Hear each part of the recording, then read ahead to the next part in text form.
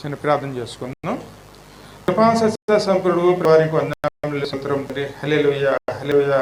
మహోన్నత మహిమగల రాజు తండ్రి నీకు వందనములు స్తోత్రనైనా. సర్వలోక రక్షకుడు తండ్రి నీకు వందనములు స్తోత్రం. ఈ రాత్రి కాలంలో ప్రభువైనా మీరు మాతో ఉన్నంత మీకు వందనములు స్తోత్రములైనా. సర్వము ఎరుగున్న దేవుడు నీవే తండ్రి. సమత్వం జరిగించేవాడు నీవే. ఇప్పుడు ఇలా ఇరుకుల నుంచి ఇబ్బందులు సమస్యలు విడిపించినైనా మీరే విమోచన రక్షకుడిగా తోడైన దేవుడు ప్రభువైనా. నీ సన్నిధి కనికరములతో అందరికీ తోడేయండి మనం భద్రపరచమని. అదేవిధంగా నీ వాక్యం జ్ఞానం చేసిన కృపను దయచేయను. నీ వాక్యంలో నిలిచి ఉండేదిగా మమ్మల్ని మీరు నడిపించమని యేసు యొక్క నామములో అడిగి వేడుకొనుచున్నాం తండ్రి. ఈరోజు వాక్యం జ్ఞాపకం చేసుకున్నాం. ఈరోజు వాక్యం మనకు పరమగీతాలు 2వ అధ్యాయంలో 13-15 వర్షం. అంజూరపు కాయలు పక్కమోగుచున్నవి, ద్రాక్ష చెట్లు పూతపెట్టి సువాసనిచ్చుచున్నవి. నా ప్రియురాల సుందరవతి లెమ్ము రమ్ము, బండ సందుల్లో ఎగురు నా పావురమ, పేట బీటుల నాశ్రయించు నా పావురమ. నీ స్వరము మధురము, నీ ముఖము మనోహరము, నీ ముఖము నాకు కనబడనిమ్ము, నీ స్వరము నాకు వినబడనిమ్ము. మన ద్రాక్ష తోటలు పూతపట్టి ఉన్నవి, ద్రాక్ష తోటలను చెరుపు నక్కలను పట్టుకొనుడి. సహాయము చేసి గుంట నక్కలను పట్టుకొనుడి. హల్లెలూయా. ఇది ప్రభువును సంఘం కలిసి మాట్లాడుతున్న మాటలండి. అంజూరపు చెట్లు పక్కమై ఉన్నవి, ద్రాక్ష చెట్లు పూతపెట్టి సువాసనిచ్చుచున్నవి. నా ప్రియురాల సుందరవతి లెమ్ము రమ్ము అంటే ప్రభు పిలుస్తున్నారు అనమాట. ఎందుకంటే ప్రభు సన్నిధానంలోనూ ఎప్పుడూ కూడా మనతో సహవాసం చేయటానికి ప్రభు ఎప్పుడు కూడా సంతోషంతో ఆనందంతో ఎప్పుడు కూడా సన్నిధానంలోనూ ఎదురు చూస్తూ ఉంటారు. ఎలా పిలుస్తారైనా సుందరవతి లెమ్ము త్వరగా రమ్ము. ఎందుకంటే ఆయన మనతో సహవాసం చేయటానికి చాలా ఆనందపడతారండి. ఎందుకంటే ఇప్పుడు మనల్ని ఎవరు సృష్టించారండి? ఆయనే తన చేతులతో సృష్టించారండి. ఆయన చేతితోనే నిర్మించే మనల్ని ఆయన సృష్టించిన దేవుడు. అలాగనే ఈ సంఘానికి ఎవరు? ఈ యొక్క సంఘానికి ఆయనే శిరస్సు. ఆయనలోనే సృష్టించబడిన వారు మనం. అందుకే సంఘంతో ఆయన మాట్లాడుతున్నారు అన్నమాట. సుందరవతి లెమ్ము, మన అంజూరపు చెట్లు అంజూరపు పక్కమై ఉన్నవి, ద్రాక్ష చెట్లు పూతపెట్టి సువాసన చూసున్నవి. నా ప్రియురాల సుందరవతి లెమ్ము రమ్ము అంటే సంఘంలో ఉన్న ఫలాల గురించి మాట్లాడుతున్నారు. అంజూరపు చెట్లు ఏం చేస్తాయి? ఫలాలు ఇస్తాడు. ఫలాలు ఇవ్వాలి. ప్రతి ఒక్క బిడ్డ కూడా ఫలాలు ఇచ్చి ప్రభుని సంతోషపరిచేవారని ఉండాలి. ఇది రాబోయే సోమవారం కనపడుతుంది చూడండి. అంజూరపు చెట్టు దగ్గరికి వెళ్ళి ఆయన ఆ ఫలాల కోసం వెతికినప్పుడు ఆయన నిరాశపడ్డారు. ఎప్పుడు కూడా మనలో ప్రభు ఏమి ఎదుగుతారంటే ఫలాలు ఎదుగుతారండి. పక్వానికి వచ్చినాయి. ప్రార్థనలో బలపడుతున్నారు, వాక్యంలో బలపడుతున్నారు, ఆరాధనలో బలపడుతున్నారు. అందరిలో కూడా ఎదురు చూసే ఫలాల్లోనూ అందరూ కూడా ఎదురు చూస్తున్న ఫలాల్లోనూ వారి పక్వానికి వస్తున్నారండి. అందరూ పూతపెట్టి ఉన్నవారుగా ఉన్నారండి. ఆ స్థితిలోనూ ఆయన సంఘాన్ని లేపుతున్నారన్నమాట. నువ్వు త్వరగా రమ్ము, నేను నీ ముఖమును చూడవలెను.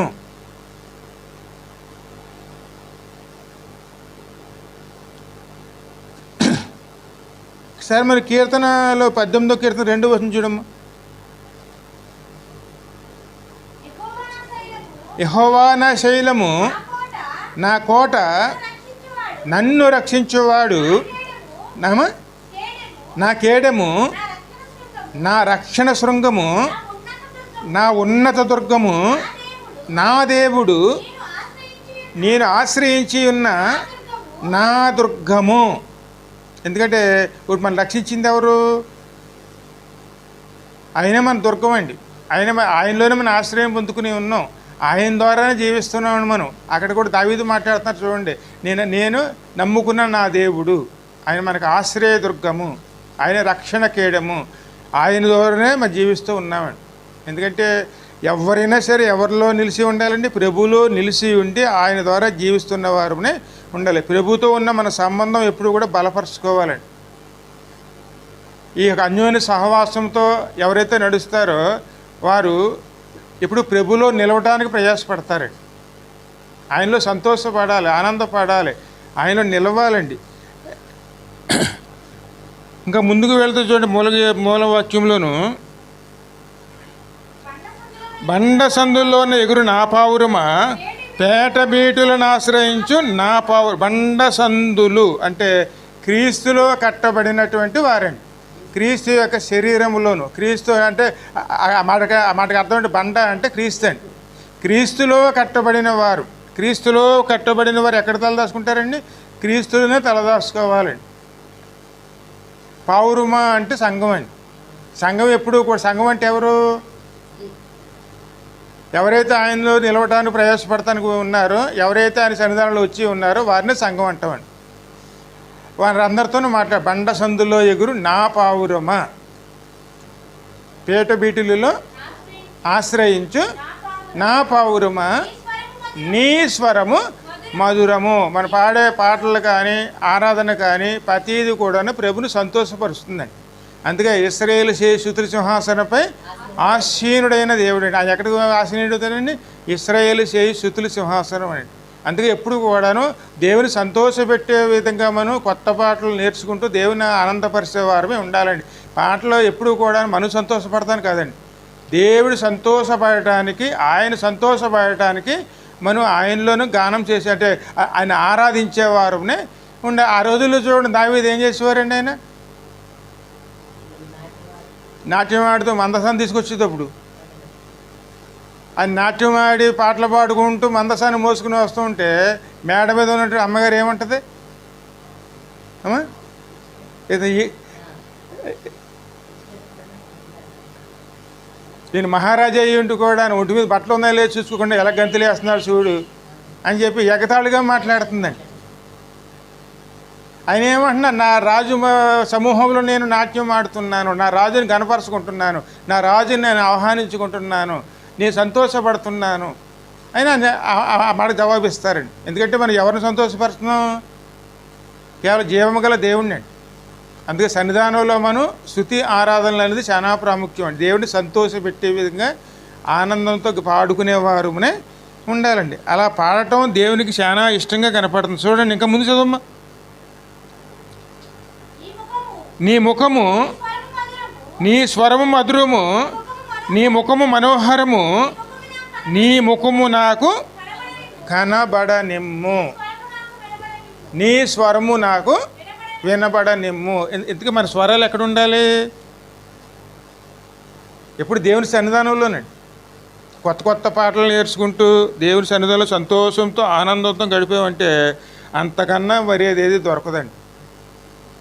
ఆనందంతో ఉండాలి, సంతోషంతో దేవుని సన్నిధానంలో మరి పాటలు పాడుకునేవారునే ఉండాలి. అది దేవునికి ఎంత సంతోషపరుస్తుందంటే నీ ముఖము నాకు,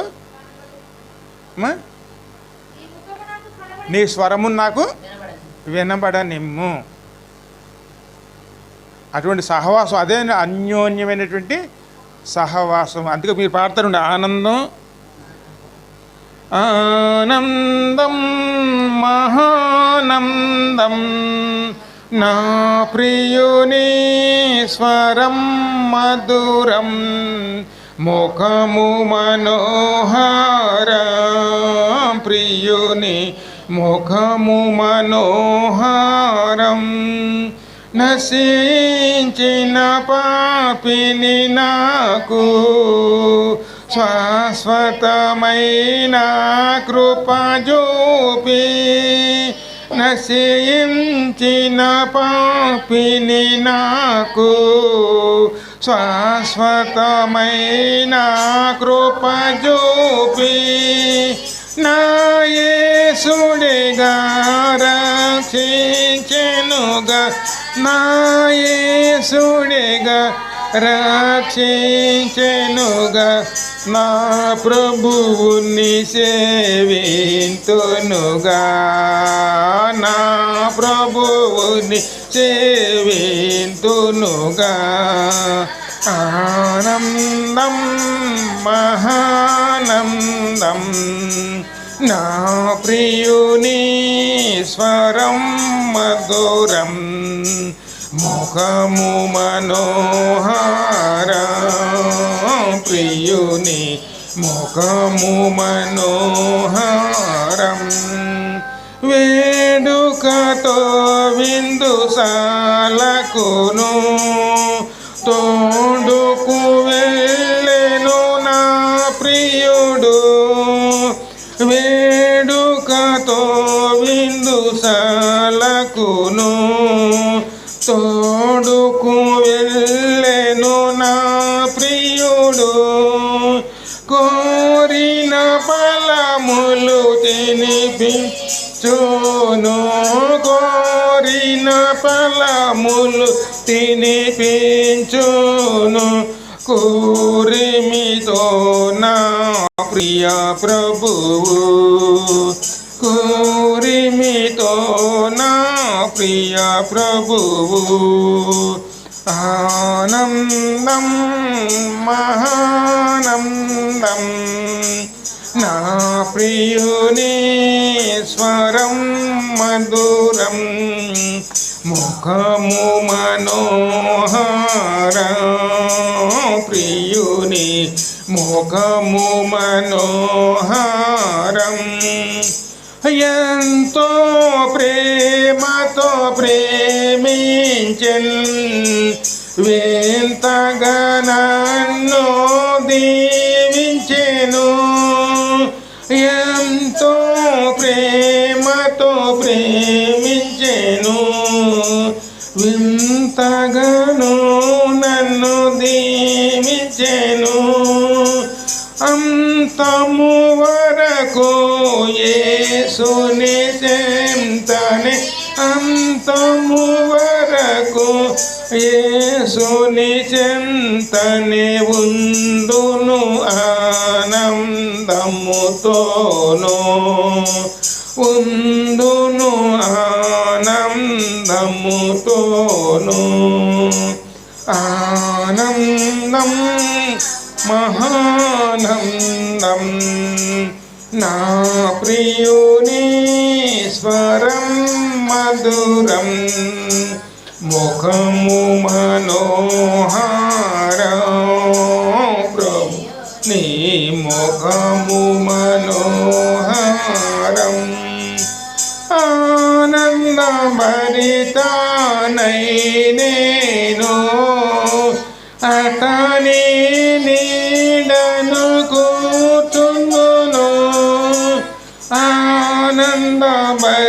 ఆనందభరితానై నేను అతని నీడన కూర్చుందును వాడబారను నేనాటికిని వాడబారను ఏనాటికిని వరదుని బాడుచునుండెదను వరదుని బాడుచునుండెదను ఆనందం మహానందం నా ప్రియుని స్వరం మధురం ముఖము మనోహర ప్రియుని ముఖము మనోహరం రాజగు యేసు వచ్చెనుగా రాజ్యము నాకు తెచెనుగా రాజగు యేసు వచ్చెనుగా రాజ్యము నాకు తెచెనుగా రాజ్యమునందు నానిగను రాజ్యమునందు రమ్యముగా ఉందును ఆనందముతోను నందును ఆనందముతోను ఆనందం మహానందం నా ప్రియుని స్వరం మధురం ముఖము మనోహరం ప్రియుని ముఖము మనోహరం. హల్లెలూయా. ఎందుకంటే ప్రభు సన్నిధిలో మనం సంతోషంతో గడిపేవారు ఉండాలండి. అదే మనకు మనోబలం. మనలో ఉన్నవారు ఎవరండి? లోకంలో ఉన్నవారి కన్నా గొప్పవారండి. సంతోషం ఆనందం ఎక్కడ ఎదుక్కోవాలి? సంఘం ఎప్పుడు కూడా దేవుళ్ళలోనే ఎదుక్కోవాలండి. ఎందుకంటే ఆయన మన కోసం వచ్చారు. మనం చూడాలి, దేవుణ్ణి చూడాలని కూడా ఎక్కడ చూడగలం మనం? అమ్మా, ఈ రోజుల్లో దేవుణ్ణి చూడాలంటే ఎక్కడ చూడగలం మనం? ఆ మాట మీరు చదవాలంటే నిర్గమాకాండం 33వ అధ్యాయంలో 21, 22 వచనాలు చదవము. మరియు 33, 21, 22. మరియు యెహోవా ఇదిగో అమ్మా నా సమీపమున ఒక స్థలమున్నది, నీవు ఆ బండ మీద నిలవవలెను, నా మహిమ నిన్ను దాటి వెళ్ళుచుండగా ఆ బండ సందులో అమ్మా నిన్ను ఉంచి నిన్ను దాటి వెళ్ళే వరకు నా చేతితో నిన్ను కప్పెదను. ఎందుకంటే యెహోవాని ఎవరు చూడలేరండి. ఆయన తేజోమహిమ, ఆయన వెలుగును చూడలేరు. అత్యంత వెలుగండి, చూసిన వారు బతకరండి. కానీ ప్రభువుని చూడాలంటే క్రీస్తు బండలోనే. క్రీస్తు బండ అంటే బండ సంఘం, సంఘంలోనే చూడగలుగుతామండి. సంఘంలో ఎవరున్నారు? క్రీస్తు ఉన్నారండి. మన ఆ బండ మీద కట్టబడిన వారు, క్రీస్తు అనే బండ మీద కట్టబడిన వారు, క్రీస్తు బండ మీద నిలిచి ఉన్నాం మనం. మరి ప్రభుని చూడాలంటే క్రీస్తు గాయములోనే అంటే సిలువులోనే చూడాలి. సిలువులోనేనండి. ఎందుకంటే సంఘం బలపడి దేంట్లోనండి? క్రీస్తు సిలువులోనేనండి. అందులో నిలబడి మనం ప్రభుని చూడగలుగుతామండి. ఎందుకంటే ఎంతటి వారైనా సరే ప్రభుని చూడలేరండి. అందుకే ఆయన దాటి వెళ్ళేటప్పుడు ఆయన చెయ్యి అడ్డం పెట్టి ఆయన మొఖ తేజస్సుని ఆయన కనపడకుండా చేశారండి. ఎప్పుడైతే బండ దగ్గరికి వచ్చిన తర్వాత ఆయన పెట్టిన చెయ్యి అడ్డం తీసేశారు, అప్పుడు ఆయన ఈపు మాత్రం కనపడిందండి. అంతవరకు చూడగలిగాడు అక్కడ. కానీ ఆయన ఎవరు చూడలేరు. కానీ మనం ఇప్పుడు చూడాలంటే మనం క్రీస్తు బండలోంచే మనం చూడగలుగుతామండి. అందుకే మనం ఇప్పుడు సంఘములో ఆయనలో కట్టబడి ఆయన ద్వారా మనం ప్రభువును చూడగలుగుతామండి. అందుకే యేసయ్యనే చూడగలుగుతామండి. అంతేగాని మరి ఎక్కడా కూడా ఏ విధంగా చూడటం అనేది జరగదండి. అందుకే సంఘం ఎక్కడ చూడాలి?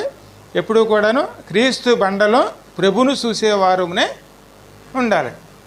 అందుకే ఎప్పుడు కూడా తలదాసుకునే చోటు అదేనండి. అందుకే మహోన్నతుని చాటున నివసించేవాడు, సర్వశక్తి నీడను నివసించేవాడు. ఆ మాట 91వ కీర్తనలో ఉంటుందమ్మ.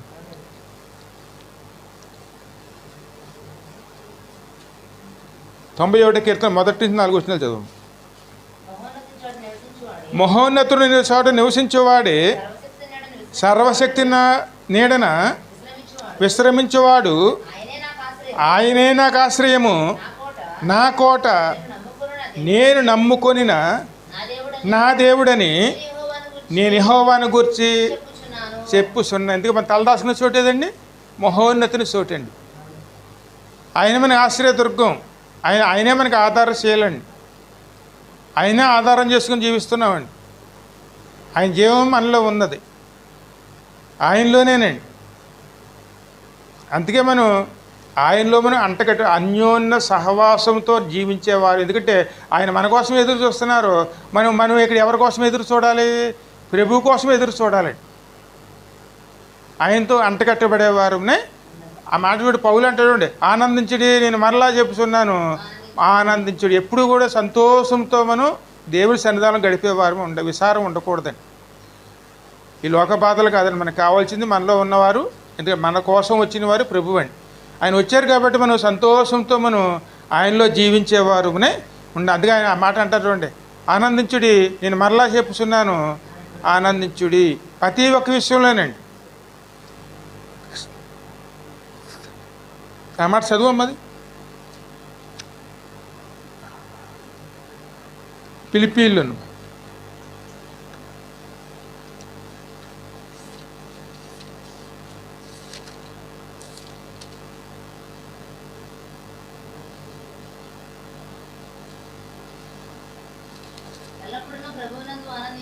ఎల్లప్పుడూ ప్రభునందు ఆనందించుడి. మరలా చెప్పుదును, ఆనందించుడి. మీ సహనమును సకల జనులకు తెలియబడనీయుడి. ప్రభు సమీపముగానే ఉన్నాడు. దేనిని గుర్చియు చింతపడకుడు గాని ప్రతి విషయములోను ప్రార్థనా విజ్ఞాపముల చేత కృతజ్ఞతాపూర్వకముగా మీ విన్నపములను దేవునికి తెలియజేసే చోటు ఎక్కడండి? ఇక్కడే ఉన్నారు, బలిపీఠం మీద ఉన్నారు. ఆయన చింతపడక్కర్లేదండి. సంతోషంతో ఆనందంతో ఆయన కోసం ఎదురు చూసేవారునే మన చింతలన్నీ కూడా ఆయన దగ్గర చెప్పుకుని మనం అన్నీ కూడా ఆయన దగ్గర పొందుకునేవారునే ఉండాలి. సంతోషంతోనండి, ఆనందంతోనండి, ప్రతి ఒక్క విషయంలోనండి సంతోషం. ప్రార్థన విజ్ఞాపనలు ఎక్కడ చేయాలి? దేవుని సన్నిధానంలోను, ఆరాధనలతోనూ ఎల్లప్పుడూ కూడా దేవుడు ఎదుగుతూ ఉన్న వారమే ఉండాలండి. ఇప్పుడు విన్నపములు కానీ ఏదైనా సరే, బాధ వచ్చినా సంతోషం వచ్చినా ఏమొచ్చినా సరే అవన్నీ కూడా ఎక్కడ పొందుకో, ఎక్కడ? ఆయన సన్నిధానంలోనండి. అప్పుడు సమస్త జ్ఞానములకు మించిన దేవుని సమాధానము యేసుక్రీస్తు వలన నీ హృదయములకును మీ తలంపులకును కావలియుండును. హల్లెలూయా. ఇదే సంఘం పొందుకుంటుందండి. అందుకే ఆయన పిలుస్తున్నారు, లెమ్ము వెళ్దాం, చూద్దాం ఎవరు ఎలా ఉన్నారో, ఏ విధంగా ఎదుగుతున్నారో అని ప్రతి ఒక్కరిని దర్శిస్తారండి. ఆత్మీయంగా బలపడి ఉన్నారా లేదా, ఇంకా వారికి ఏమైనా అవసరాలు ఉన్నాయా, అవన్నీ కూడాను ఆయన పరిశీలన చేస్తారండి. ఆయన ఎప్పుడు ఎవరిని విడిచిపెట్టేవారు మాత్రం కాదండి, ఆత్మీయంగా పరిశీలన చేస్తారు. మన ద్రాక్ష తోటలో పూతపట్టి ఉన్నవి. ఎందుకంటే ఎప్పుడు కూడా మనం ఎంత జాగ్రత్తగా ఉండాలంటే ఫలించి కొలిదిని ఎప్పుడూ కూడాను జాగ్రత్త కలిగి ఉండాలండి. ఆ మాట ప్రభువే చెప్పి మూలవాక్యం 14 కింద చదువు.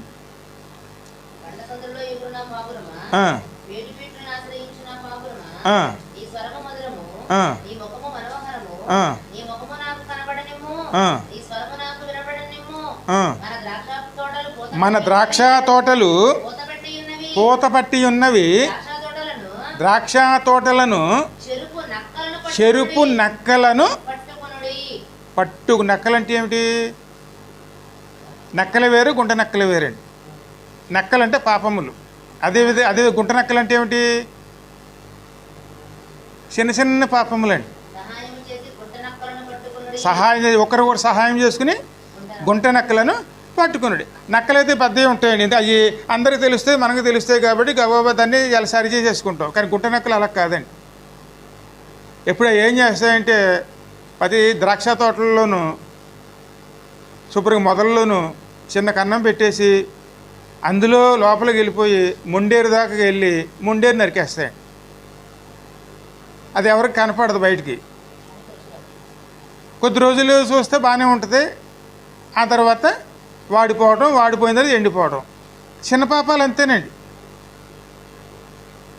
చేయవలసిన మంచి చేయకపోవటం, చేయొద్దన్న పనులు చేయటం, అలాగనే అల్లరితో కూడా ఆటపాటలాడి చిన్న చిన్న పాపాలు ఉంటుంది చూడండి, అవి మనం పట్టించుకోం. ఏళ్ళకొడలాడతాం, ఇవన్నీ అటువంటివన్నీ కూడా పట్టించుకోము. అవన్నీ ఏం చేస్తాయి?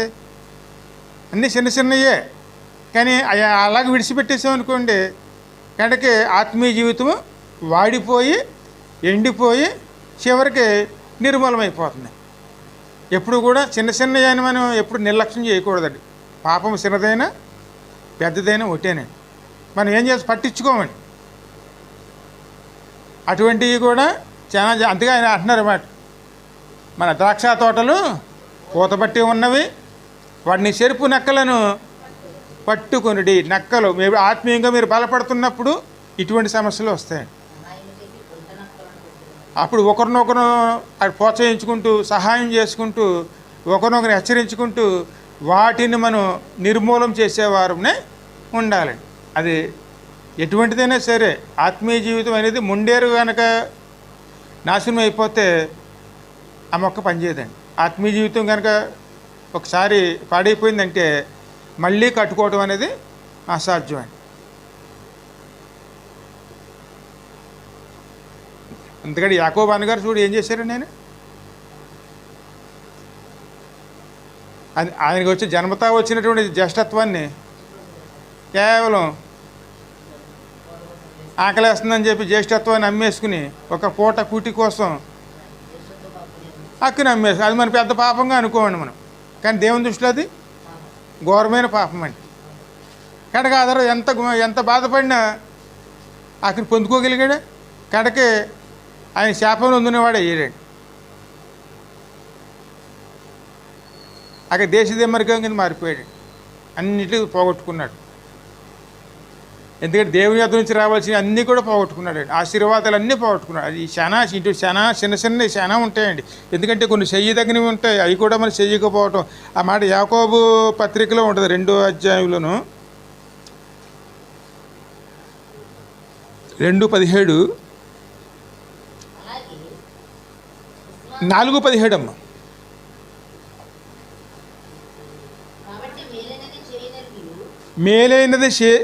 మేలైనది చెయ్యని ఎరిగియు అలాగు చెయ్యని వానికి పాపము కలుగును. మన మంచి చేసే ఉద్దేశం తెలుసు, మనకి ఆ మంచి చెయ్యాలని తెలుసు, చేస్తే ఆశీర్వాదం తెలుసు. కానీ మనం మనసులో వేరే విషయాలు పెట్టుకుని ఆ పని చేయమండి. ఆ పని చేయకపోవటం వల్ల అక్కడ ఏమొస్తుంది మనకి?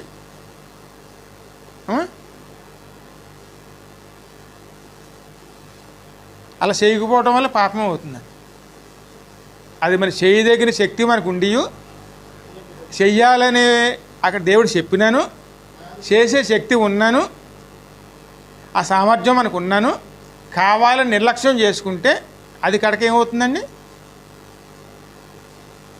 పాపంగా ఎంచబడుతుందండి. నా ఇష్టం అనుకుంటాం, అది కూడా ఏమవుతుంది? ఇటువంటి అన్నీ ఆత్మీయ జీవితాన్ని నిర్మూలం చేస్తాయి. మనం దేవుళ్ళో బలపడే కొలితేని చిన్న విషయాలు కూడా మనం అశ్రద్ధ చేసుకోకుండా జాగ్రత్త పడి ఆత్మీయ జీవితాన్ని కట్టుకునేవారు ఉండి. ఆత్మీయ జీవితం కట్టుకోవటం అనేది చాలా శ్రేష్టం అండి. మొట్టమొదటి పెద్ద పాపాలను గురించి ఎక్కువ ఆలోచిస్తాం. ఆ తర్వాత దాంతోనే ఆగిపోతామండి. అక్కడతో ఎందుకంటే ఈ విషయం ప్రిపేర్ ఏం చెప్తున్నారు? ముందు నక్కలను పట్టుకుని గుంట నక్కలను పట్టుకుని ఒకరొకరు సహాయం పొందుకుని గుంట నక్కలను పట్టుకొనుడి. ఎందుకంటే నక్కలైతే మనం పట్టుకోగలుగుతాం, గుంట నక్కలు పట్టుకోలేరండి. పట్టుకోవాలంటే ఒకళ్ళొక సహాయం కావాలి. కానీ మన అంతరంగంలో ఉన్న పాపములు మన కంటికి కనపడకపోవచ్చు, కానీ మన పక్క వాళ్ళు గమనిస్తారండి. వాళ్ళ సహాయంతో ఏం చేసుకోవాలి? మనం ఆత్మీయ జీవితాన్ని కట్టుకునేవారునే ఉండాలి. అందుకే ఒకరికొకరు సహాయపడాలండి. ఆత్మీయ జీవితంలో మనం బలపడాలంటే ఎదుటివారికి మనం తోడ్పడాలి, మనకే వారు తోడ్పడాలండి. తోడ్పడకుండా ఆత్మీయ జీవితం మనం బలపడటం అనేది జరగదండి. అందుకే సంఘంగా కూడుకోవాలి, ఒకరికొకరు తోడ్పడుకుని మన ఆత్మీయ జీవితాన్ని కట్టుకునేవారమే ఉండాలి. అందుకే ఒకరికొకరు సహాయం చేసుకోవాలండి. ఆ మాట ఎవరు చెప్తున్నారు? ఖచ్చితంగా ప్రభువే చెప్తున్నారు. అలా కట్టుకున్నామనుకోండి, ఏ విషయంలో కూడా వెనక్కి తిరిగి వాళ్ళు చూడవలసిన అవసరం ఉండదండి. ఎందుకంటే మనతో ఎవరున్నారు? ఖచ్చితంగా ప్రభువేనే. ఆయన చూస్తారు, అన్నీ చూస్తారు. చూసి మనకి అవసరమైతే ఆయనే మనకి సహాయం కూడా చేస్తారండి. ఇంకా ముందుకెళ్తే చూడండి, యోహాను సువార్త 15వ అధ్యాయం 17 వచనం చదువు.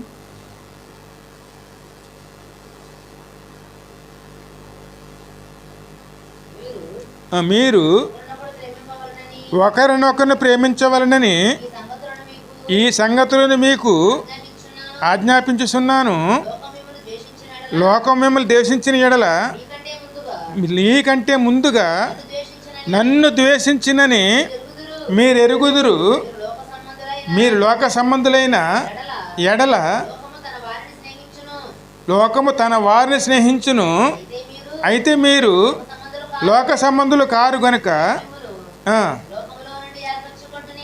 నేను మిమ్మలను లోకంలో ఏర్పరచుకుంటుని, అందుచేతనే లోకం మిమ్మలను ద్వేషించుతున్నది. అందుకే మనం ఒకరినొకరు ప్రేమించుకుంటూ, ఎందుకంటే ఒకరి మీద ఒకరు సహాయం చేసుకుంటూ ఒకరినొకరు మనం కాపాడుకుంటూ దేవుని ఎదుగుతున్న వారునే ఉండాలి. అన్నిటికీ మించింది ప్రేమ అండి. అంటే దేవుని ప్రేమను కనబరుచుకునే వారునే అలా ఉంటేనే మనం ఈ చిన్న పాపాలు మనం అరకట్టుకునే వారు ఉంటాం. లేకపోతే ఆత్మీయ జీవితం మనకు తెలియకుండానే మనకి ఖచ్చితంగా నష్టం కలిగిస్తుందండి. ఎందుకంటే ఈ రోజుల్లోనూ వాటిని పట్టించుకునే వారు కూడా చాలా అలా ఉండరండి. అంతా బాగుంది అనుకుంటాం, కానీ ప్రభు పరిశీలన చేస్తే అన్నీ బాగున్నాయి. బియ్యం చూడండి, చూస్తాను బయ్యగా అన్నీ బాగానే ఉంటే బియ్యం కానీ జల్లుళ్ళు వేస్తాయండి.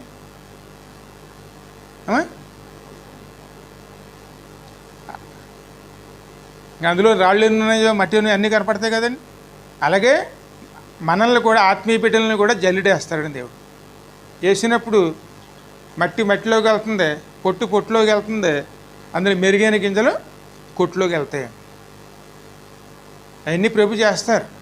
ఆ మాట కూడా పాత నిబంధనలో ఉంటాయండి. ఎప్పుడు కూడాను ప్రభు పరిశీలన చేస్తారండి.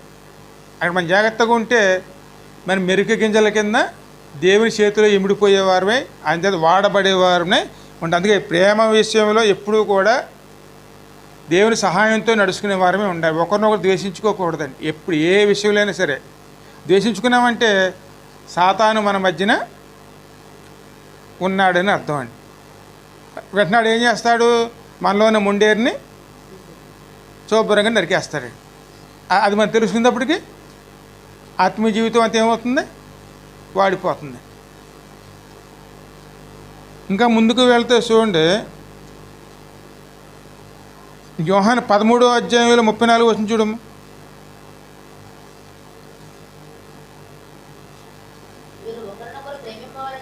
మీరు ఒకరినొకరు ప్రేమింపవలనని మీకు కొత్త ఆజ్ఞనిచ్చుచున్నాను, నేను మిమ్మల్ని ప్రేమించినట్లే మీరును ఒకరినొకరు ప్రేమించవలనని, మీరు ఒకరిని ఎడల ఒకరు ప్రేమ గలవారి ఎడల దాన్ని బట్టి మీరు నా శిష్యులని అందరూ తెలుసుకొందురు. మరి దేవుని బిడ్డలు మనం తెలుసుకోవాలంటే, లోకం తెలుసుకోవాలంటే ఖచ్చితంగా మనలో ఏముండాలండి?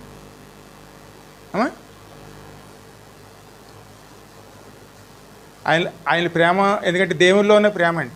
ఆ ప్రేమ ఎక్కడ ఉండాలి? ఇప్పుడు సంగమయ్య అని ఉండాలండి. అలా ఉన్నప్పుడే మన ప్రభుని ఆహ్వానించుకుంటుంది. కానీ ఒకరినొకరు దేశించుకున్నాం అనుకోండి, అక్కడ ప్రభుని ఆహ్వానించుకోలేమండి. ఎందుకంటే మన ఈ గొడవలే సరిపోతాయి, ప్రభుని ఎక్కడ పట్టించుకుంటాం మనం? అలా గడిచిపోయిన రోజులు చాలా ఉంటాయండి. మన గొడవలే మనకి సరిపోయి ఇంక ప్రభుని ఎక్కడ పట్టించుకున్నామండి? ఆత్మీయంగా ఏమైపోయింది ఆ రోజులందరినీ? ఎంతో ముందుకు వెళ్ళవలసిన వారు ఏమయ్యాం? అదేనండి ప్రమాదం. అవన్నీ రాకుండా ఉండాలంటే అయ్యే గుంటనక్కలు. అవన్నీ ఏం చేసుకోవాలి మనం? ఒకరి సహాయంతో మనం అన్నీ మొత్తం అరికట్టేసామనుకోండి, అప్పుడు ఫలాలు వస్తాయి. సంఘం ఎదగాలంటే ఇదే పద్ధతి అండి. ఇప్పుడు ఒకరి సహాయంతో ఒకరు బలపరుచుకుంటూ ఉన్నాం అనుకోండి, సంఘం మీకు తెలియకుండానే అప్పుడు వృద్ధి చెందుతుంది. ఎందుకంటే ప్రేమ ఉన్న చోటే ఎప్పుడూ కూడా నలుగురు ఆకర్షించబడతారు. ఎందుకంటే యేసుక్రీస్తు ప్రేమ మనం కనబరుచుకున్నాం అనుకోండి, అది లోకం చూసిందంటే లోకం ఆకర్షించబడుతుంది. అప్పుడు అడుగుతారు, చూడండి మా గురించి ప్రార్థన చేయండి అని అనేక మంది ఆకర్షించబడతారు. ఎందుకంటే ఎప్పుడు కూడాను మొట్టమొదటి మనం చేయవలసింది ఆత్మీయ జీవితం పరిశీలన. ఇప్పుడు గుంటనక్కలు లాంటి చిన్న చిన్న పాపములన్నీ ఒకరి సహాయంతో ఒకరు దాని ముందు నిర్మూలన చేసుకునే వారినే ఉండాలి. మనం కాపాడుకోగలిగితేనే దేవుళ్ళు ఎదగలుగుతామండి. ఆత్మీయ జీవితాన్ని ఎప్పుడు కూడా ప్రభు సహాయంతోనే కాపాడుకుంటున్న వారమే. అందుకే ఆయన పరిశీలన చేస్తారండి. ఆ మాటకి ఆయన పిలుస్తున్నారు, లెమ్ము ఎల్లు చూసొద్దాం రా ఆత్మీయ జీవితం గురించి అండి.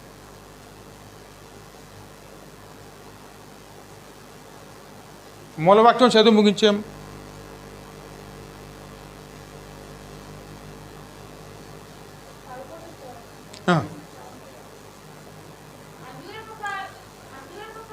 అంజూరపు కాయలు పక్వమునకు వచ్చి ఉన్నవి, ద్రాక్ష చెట్లు పూతపట్టి సువాసనిచ్చుచున్నవి, నా ప్రియురాల సుందరవతి లెమ్ము రమ్ము, బండ సందులో ఎగురు నా పౌరమా, పేట బిడ్డలను ఆశ్రయించే పౌరమా, నీ స్వరము మధురము, నీ ముఖము మనోహరం. ఈ మాటలన్నీ కూడా యేసయ్య మాట్లాడుతున్నారండి. ఇప్పుడు మాట్లాడిన మాటలన్నీ ప్రభు ప్రభు పిలుస్తున్నారు అన్నమాట అందరినీ. మన పిలిచి అవన్నీ కూడా మన మధ్య నుండి పరిశీలన చేస్తారు. అందుకే ఎప్పుడు కూడా మనం దేవుని సన్నిధానంలోనూ ప్రభు ఉన్నారని గుర్తుంచుకోవాలండి.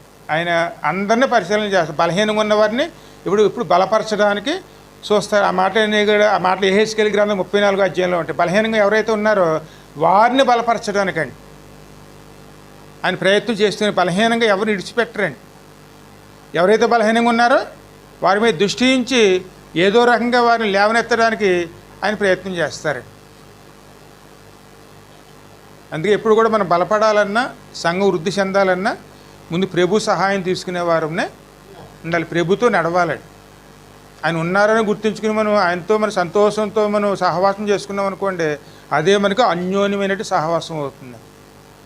అందుకే ఎక్కడిద్దరు ముగ్గురు ఉంటే అక్కడికే నేను వస్తానన్నారు ఆయన. అంతేగాని 1000 మంది ఉన్న మధ్యకి నేను వస్తానన్నారా? ఎక్కడిద్దరు ముగ్గురు ఉంటే వారి మధ్యకు నేను వస్తాను. ఎందుకు బలపరిచే దేవుడు, ఆశీర్వించేవారు ఆయన. అందుకే అది ఆయన కోరుకునేవారమునే. ఆయన కోరుకున్నాం అనుకోండి ఖచ్చితంగా మనం ఫలాలు పొందుకునేవారు. ఎందుకు ఫలింపజేసే దేవుడు. పూతపట్టి ఉన్నవి అప్పుడు సంరక్షణ ఉందనుకోండి ఫలాలు ఖచ్చితంగా వస్తాయి.